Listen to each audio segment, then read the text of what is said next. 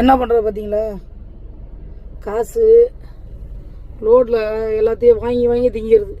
இந்த நேமம் தாண்டினீங்கன்னா கரெக்டாக இது பார்த்தீங்களா, இப்படி தான் நின்று ஒவ்வொருத்தங்கிட்ட காசு வசூல் பண்ணுறது.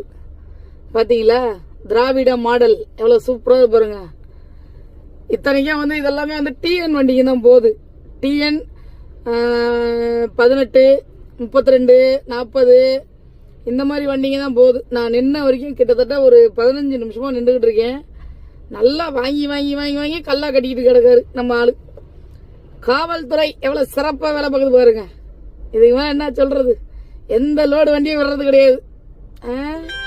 எந்த லோடு வண்டியும் வர்றது கிடையாது. எவ்வளோ சூப்பராக இருக்க பார்த்தீங்களா நம்ம ஆளு.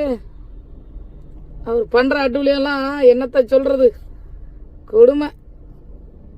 இந்த பாருங்க அடைச்சே, இந்த பார்த்தீங்களா வாங்கிட்டாரு அனுப்பிட்டாரு, முடிஞ்சு வச்சா வேலை. எவ்வளோ தெளிவாக வாங்கினா பாருங்க நம்ம ஆளு.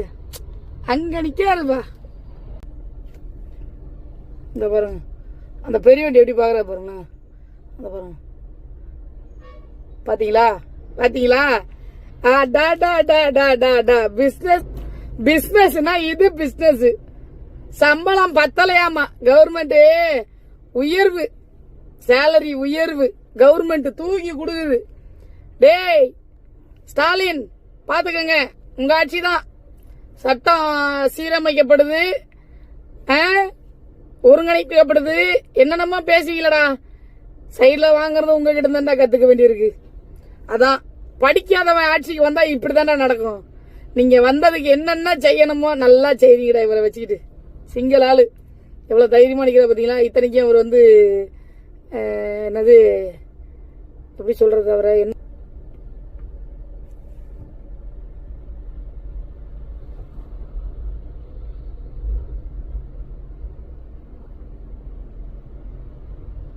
பார்த்தீங்களா? வாங்கிட்டாரு தலைவாட்டி வாங்கிட்டாரு. வாங்கிட்டீங்களா? பார்த்தீங்களா?